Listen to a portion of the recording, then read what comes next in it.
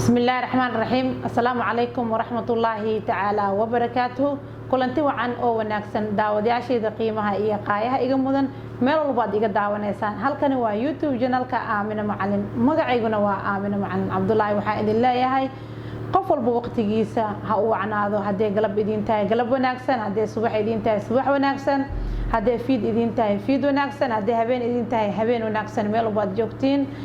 muuqaalkani maanta waxaan ugu talagalay in aan ugu mahad celiyo walaalkay Axmed Kediye run ahaantii waxaan leeyahay Axmed Kediye iyo tiimkiisaba aad iyo aad ayaad u mahadsantihiin maxaa yeelay waxaad qabateen gurmad walaaltinimo shaqo aad iyo aad u qurux badan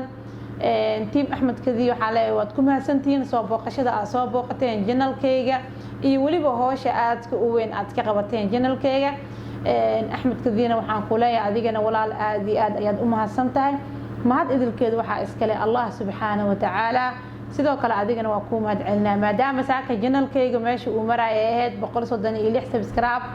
haddana aan arkayna meesha aad gaarsiisay oo ah meel aad iyo aad u qurux badan run ahaantii daawadayaasha iyo team Axmed Kediye waxa idin leeyahay aad iyo aad u mahadsantihiin soo booqashada channelkan aad soo booqateen muuqaalkana adinka ayaan idinkuugu talagalay in aan idinkuugu mahad celiyo sidoo kale daawadaasheeda kale ayagana waxaan leeyahay aad iyo aad ayaad u mahadsantihiin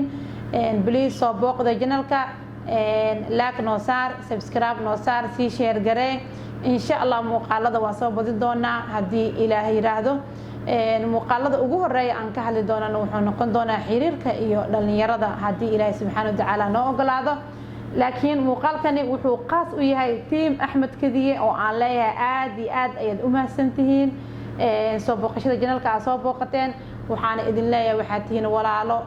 qiimo badan oo qaayo badan oo qurux badan soo dhawaada channelkani ku soo dhawaada mawduucyada aad jeceshihiin in aan ka soo hadlo oo arrimaha qoyska iyo dhalinyarada ku saabsan ila soo wadaaga insha Allah ta'ala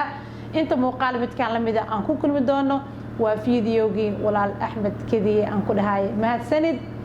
galab wanaagsan sidaas iyo nabadgelyo assalaamu calaykum waraxmatullaahi wabarakaatuh